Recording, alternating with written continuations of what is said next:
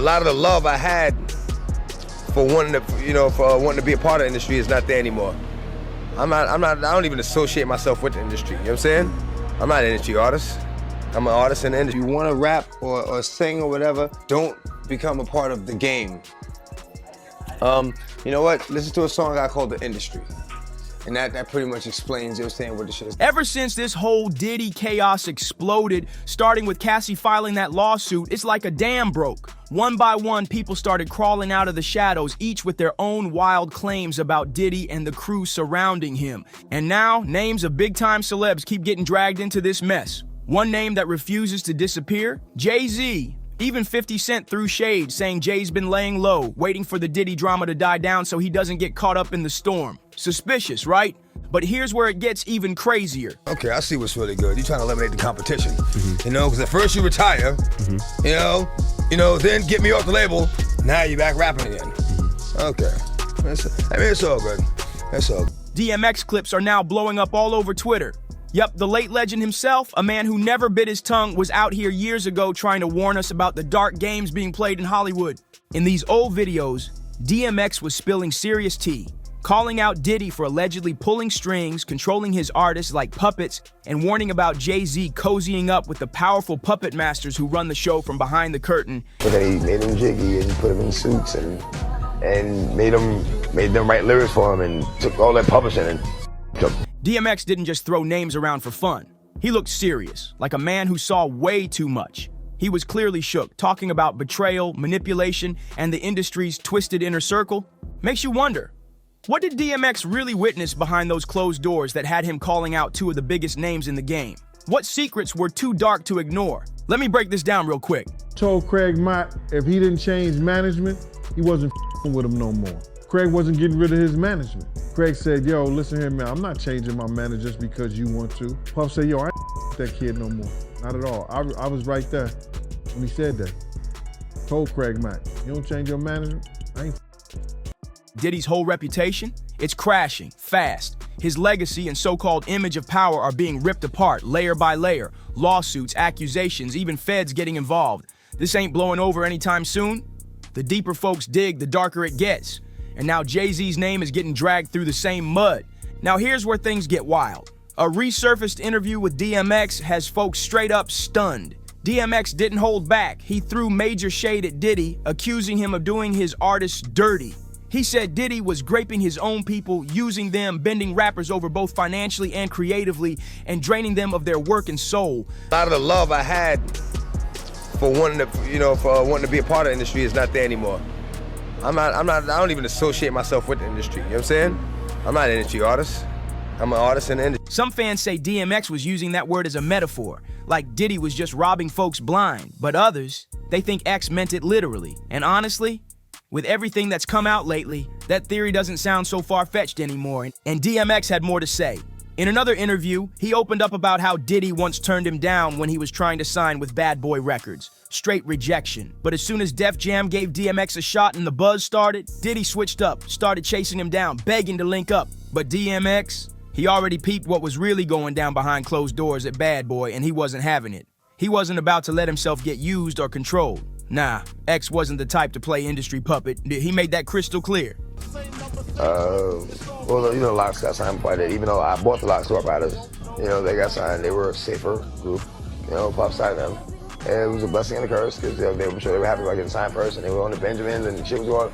But they made him jiggy and put him in suits and made them write lyrics for him and took all that publishing and took, like, damn. I'm glad I didn't, you know, like. You keep that, and we went to, like, as soon as they got signed, D was like, yo, if you like the Locks, like, X is like Big Dog, like, those are the Puffs, like, you love.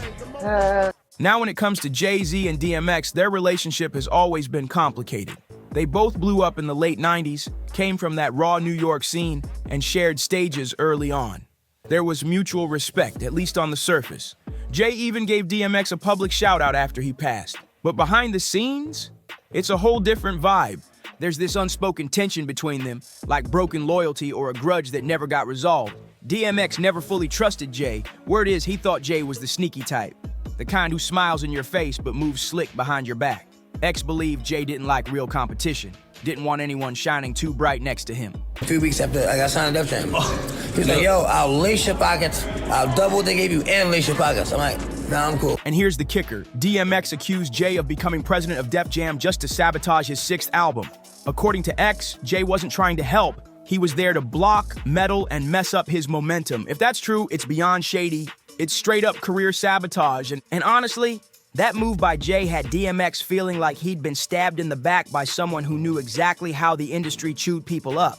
DMX wasn't just some rookie trying to get a shot. He was already a legend, and for Jay to allegedly block him like that hit deep. But this wasn't the first time JayZ was accused of playing power games to silence the competition. About like what he meant to the culture and maybe meant to you personally. By the way, the first time I boycotted the Grammys was for him. We both came out that year. He didn't get nominated. He dropped 2 albums, had 2 #1 albums in the same year. Right. I remember that. They didn't even nominate him. I won that year for rap album. So my first Grammy win, I wasn't in. I wasn't even in the building because I boycotted him. So there was a competitive thing, but it was big love. He was so competitive with me. I never met a human being more competitive with me, like ever, not even my big brother. A lot of folks in the industry whisper about how Jay's always been calculated, only aligning with people when it benefits him and pulling strings behind the scenes when it doesn't. And DMX saw right through it. He spoke with emotion, like someone who had really been burned. He believed Jay didn't just want the spotlight, he wanted to control who got close to it. That whole 6th album delay, it wrecked X's momentum. Fans were waiting, the hype was real, and then boom, things stalled. Rumors swirled that Jay was holding things up on purpose, slow walking approvals, blocking promo, and making it nearly impossible for the project to get the shine it deserved. Like I said, I had the crazy track record, Def Jam, everything was good. You know, I go to do the 6th album, and you know, JayZ became president. Yeah. You know, when he first got the job, he hit me with the call like, yo, dog, MH is running the building, like, yo, you good? Finished the album, shoot the video. What happened? Shit didn't, you know, we don't know. What you mean you don't know? How do you listen to a whole album, pick a single, shoot a video, then don't know? DMX felt like his career was purposely derailed, and in his eyes, JayZ, someone he once stood shoulder to shoulder with, was the one pulling the strings. JayZ never actually admitted to blocking DMX's album, but the way everything played out, it's mad suspicious. And what really made people side-eye him was what happened after DMX passed on April 9th, 2021. Just days later, Jay pulled up to LeBron's show, The Shop, where he was asked about X's legacy when suddenly he had nothing but praise. I see what's really good. You're trying to eliminate the competition. You know, because at first you retire, you know, then get me off the label, now you're back rapping again. Okay, it's all good. Jay claimed he had mad respect for DMX, even saying he boycotted his own first Grammy win back in the day because X didn't get nominated. He talked about how they had a long history of friendly competition and said it was all love. Real smooth, right?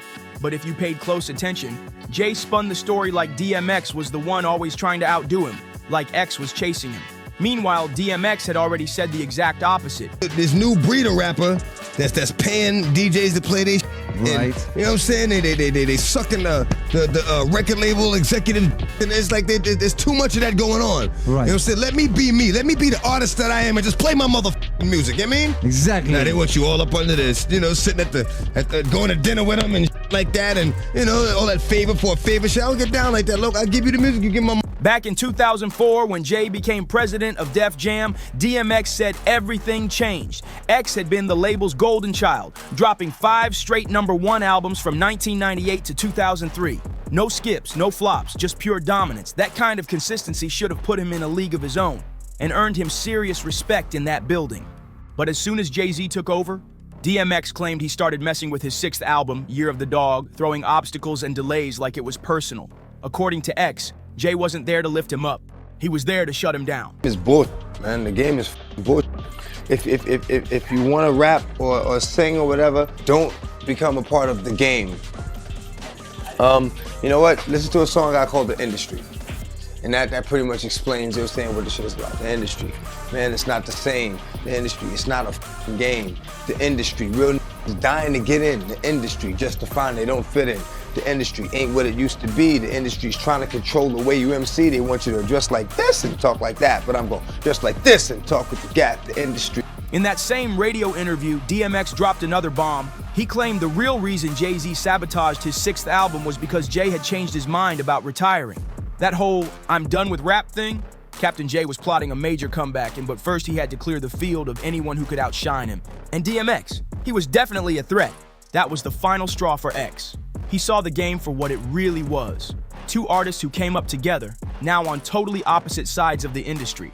Jay was trying to climb higher by shaking hands with the shadowy gatekeepers at the top, while DMX just wanted to make his music, speak his truth, and get paid fair. Simple.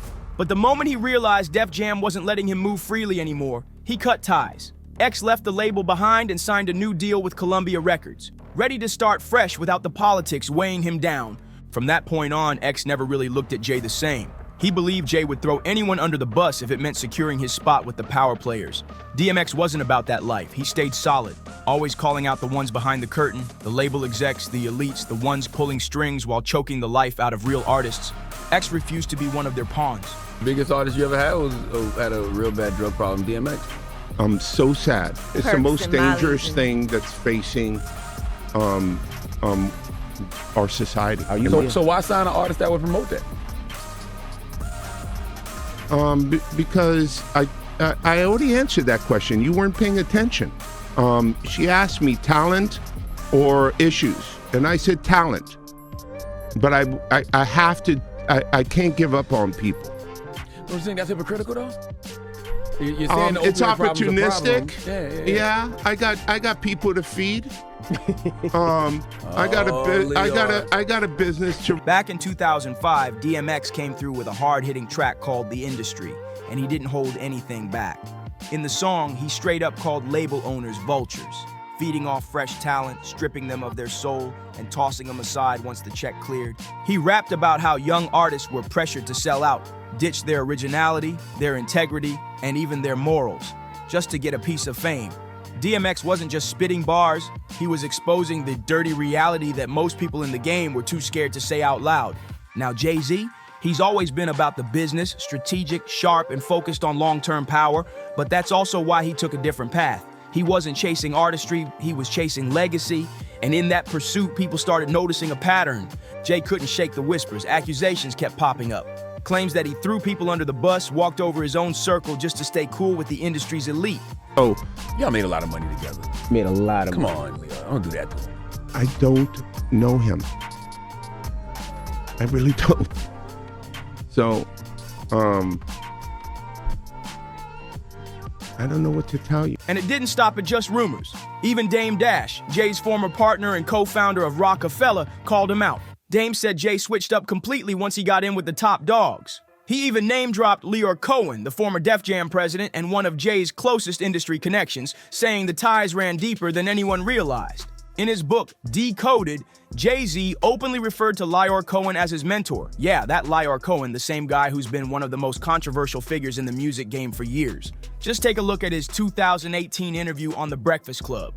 Cohen went on a whole rant about the substance abuse crisis in the industry, talking about how he was heartbroken over DMX's addiction struggles. Sounded real heartfelt, until Charlemagne hit him with the real question. So why do you keep signing artists who promote that exact lifestyle? And Leor, with a straight face, he said, it's just business. Just business. That cold. When Dame Dash first started calling out Jay for selling out and switching sides, a lot of people thought he was reaching. But now, the puzzle pieces are clicking into place. Race against time was that we all know X is a gremlin and reckless and looking for a wall to crash into. X, if you listen to X, if you see X, his death is no surprise. If you listen to and you watched who and what X was. And I think it's a tragedy because I wish people knew Earl, the fisherman who loved to fish and loved to be with his kids and loved to talk about deep things and curious about the world and interested in other people's opinions. In that same interview, Charlemagne pressed Leor again, this time about Dame calling him a culture vulture. And get this, Leor straight up denied ever knowing Dame. Like, seriously? Even after Charlemagne reminded him that they made money together, Leor acted like Dame was invisible. And that's when folks started calling him Leor Cohen. Now here's where it loops back to DMX. Word on the street is it was Leor Cohen who got in Jay-Z's ear, pushed him to interfere with DMX's 6th studio album. Why? Because Leor and X didn't see eye to eye. And just when you thought it couldn't get any more disrespectful, things took a dark turn after DMX passed. Leor Cohen didn't even show up to X's funeral in person. Nah, he sent a cold, pre-recorded message instead. DMX was laid to rest on April 25th, 2021, and one of the men who made millions off his back couldn't even be bothered to show face and pay his respects. But what really had people fuming? In that recording, Leor straight up called DMX a gremlin and had the nerve to say he wasn't surprised by his death. Yeah, let that sink in. That's Jay-Z's so-called mentor, saying that about one of hip-hop's most legendary voices. Now it all makes sense why DMX never trusted Jay or Diddy. When X told us the industry was full of snakes and masks, he meant it. These stars, most of them aren't who they pretend to be. And the deeper we dig, the more truth keeps spilling out. Fans believe this is just the beginning. That way more skeletons are about to tumble out of closets. One thing about DMX, he always kept it real. Never sugarcoated a thing, never folded, never played their game. Rest in power, X. You were one of one. But what about you? What do you think about all this? Do you believe there's even more going on behind the scenes? Drop your thoughts in the comments below. We want to hear it. And don't forget to like, subscribe, and share this video with your people. Turn on that notification bell too, because the next story might just blow your mind. See you on the next one.